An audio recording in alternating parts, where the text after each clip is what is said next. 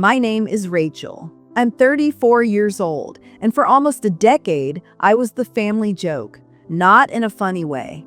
In a way that made holidays feel like courtrooms.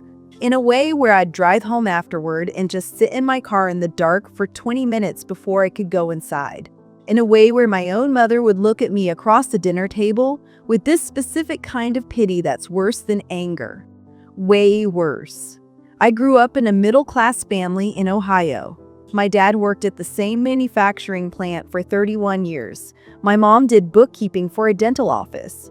My older brother Marcus got his accounting degree, landed a corporate job in Columbus, bought a house at 27. He was the blueprint. He was what success looked like in our family. And then there was me. I was 25 when I quit my marketing job to start my company. We built software tools for small business owners, stuff that helped them manage inventory, track orders, handle customer data all in one place. It sounds simple. It was anything but. The first 2 years, I was working 16-hour days out of a second bedroom I turned into an office. I was eating ramen and store-brand cereal. My savings account was basically a bad joke. And every single family gathering during those years felt like an intervention that nobody officially called an intervention. It started with small comments. My dad asking when I was going to get back into the workforce.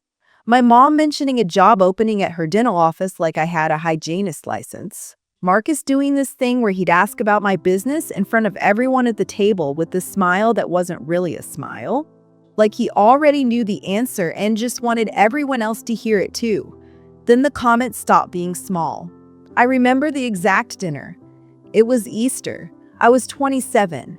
I had just lost my second major client in 3 months, and I was barely keeping the lights on, and I made the mistake of being honest when my dad asked how things were going. I told him it was a rough patch, but I believed in what I was building. And Marcus, without even looking up from his plate, said, "Rachel, at what point do you admit this little hobby isn't a real business?" And everyone laughed, not loud. Just that quiet table laugh where people look down at their food. And my mom patted my hand like I was a child who just said something embarrassing. I didn't cry. I didn't fight back. I picked up my fork and kept eating. But something shifted in me at that table. Something quiet and cold and completely focused. I drove home that night and I made a list. Not of people I was angry at.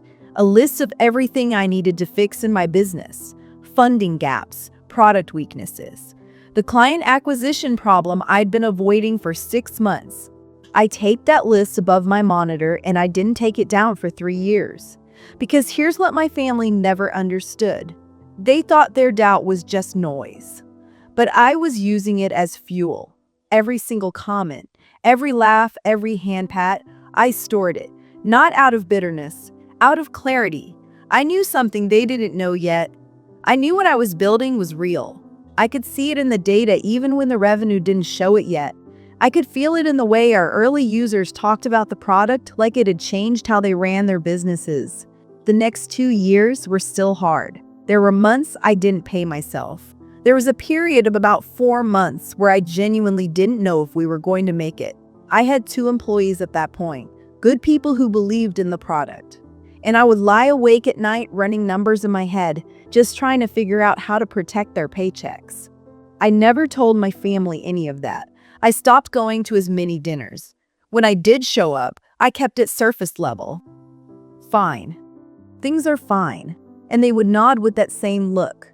That look that said they were just waiting for me to finally admit defeat and come back to the real world.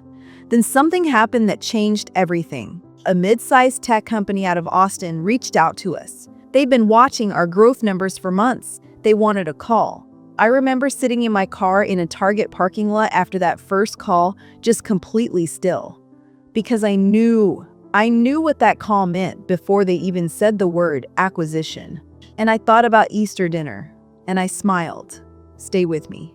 Because what happened next, nobody in that family saw coming. That first call with the Austin company was 45 minutes long, and I took it sitting at my kitchen table in sweatpants with a cup of coffee that went completely cold before I touched it.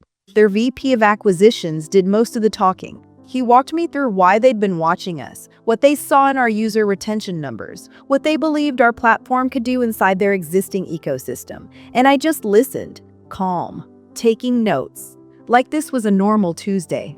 But my hand was shaking the whole time, and I had to keep it flat on the table so it didn't show in my voice.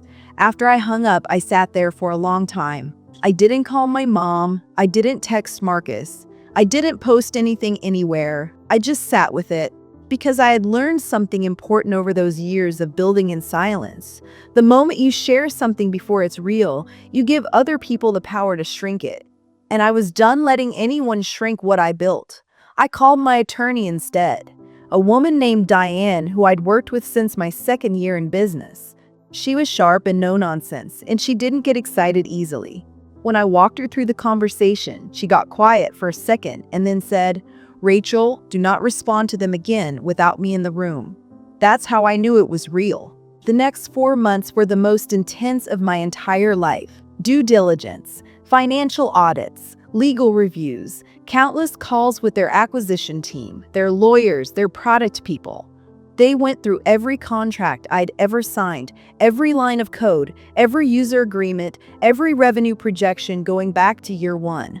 There were days I had 3 calls before 9 in the morning, and I was surviving on 4 hours of sleep and sheer stubbornness. And during all of it, I kept showing up to life like nothing was happening.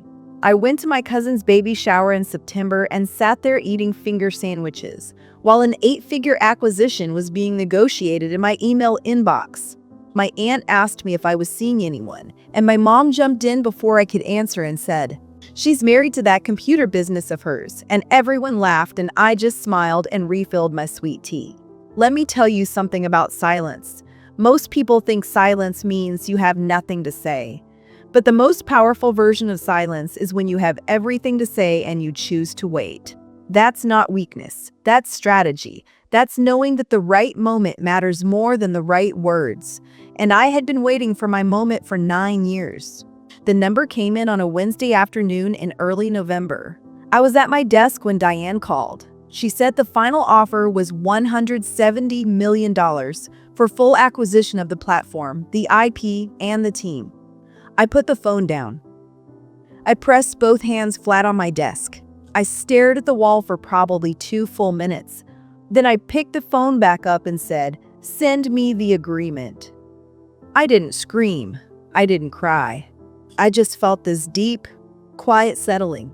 Like every hard night and every mocking comment and every hand pat and every Easter dinner had been leading to exactly this page of exactly this document, with exactly this document, with exactly this number on it. Now, here's where I have to be honest with you. I never planned what happened next. I'm not the kind of person who plans dramatic moments. But Thanksgiving was 3 weeks away and my mom had already been calling about it, and somehow without fully deciding to. I just knew.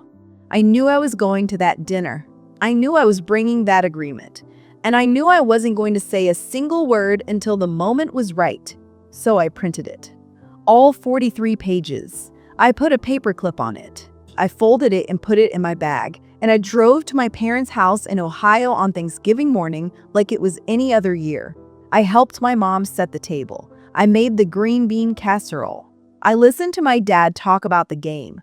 I sat across from Marcus and his wife, and I watched him cut his turkey and talk about his Q4 bonus, and I smiled at everything he said, and I waited. The table was full. Everyone was eating, and then Marcus looked across at me with that smile and said, "So Rachel, the business still keeping the lights on or what?" And I reached into my bag. I didn't say a word. I just placed the agreement on the table in front of him, face up, the signature page on top, with that number right there where nobody could miss it, and the whole table stopped. Marcus picked it up. I watched his eyes move across the page, and I watched the exact moment he found the number because his jaw just stopped working, like his whole face forgot what it was doing. His wife leaned over to look, and her hand went up to her mouth. My dad put his fork down slowly like he was afraid to make any noise. And my mom who had patted my hand at every single dinner like I was a lost cause, just stared at me with this expression I had never seen on her face before. Not anger, not pride, just complete and total blankness, like her brain was buffering and couldn't catch up to what her eyes were reading. Nobody said anything for what felt like a full minute. And in that silence, I felt absolutely nothing I expected to feel. I thought I'd feel triumphant. I thought I'd feel that hot rush of finally being right out loud. But what I actually felt was calm. This deep, clean, quiet calm, like something that had been tight in my chest for 9 years just finally let go. Marcus set the paper down. He cleared his throat. And then he said the most Marcus thing he could possibly say. He said, "Is this real?" Not congratulations, not I'm sorry, not I was wrong.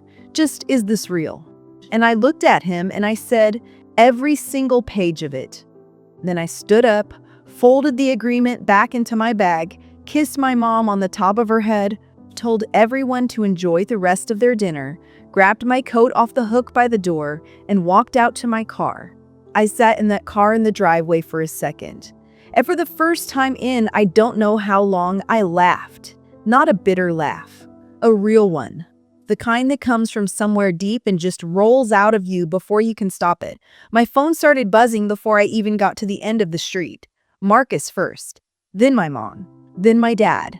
I let every single one go to voicemail, and I drove home with the radio on and the windows cracked and the cold November air coming in, and I felt more free than I had in years.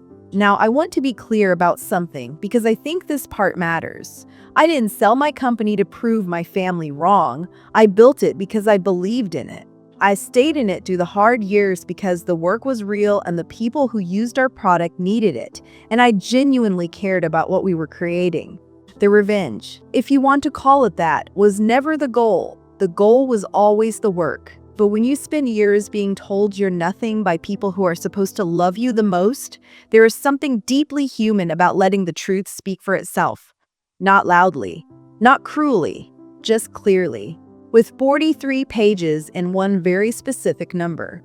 My mom called again the next morning. I answered that one. She was crying before I even said hello. And she said she was proud of me and she was sorry it took her this long to say it. And I told her I loved her, because I do. That part was never complicated. You can love someone and still refuse to let their limitations become your ceiling. You can forgive someone and still remember exactly what their doubt felt like, so you never let it happen again. Marcus texted me about 2 weeks later. It was long. He talked about how he'd always believed in me deep down, and how he was just being a protective older brother, and how he hoped we were good. I read it twice.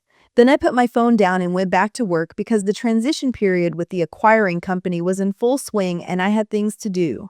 Here's what I know now that I wish I had known at 25, sitting in that Target parking lot eating a granola bar, wondering if I was making the biggest mistake of my life. The people who doubt you the loudest are usually the people who are the most afraid to believe in themselves. Their noise is not about you. It never was. And the best thing you can do with that noise is exactly what I did. Turn it down. Put your head down. Build something so undeniable that silence becomes the only honest response. I am 34 years old.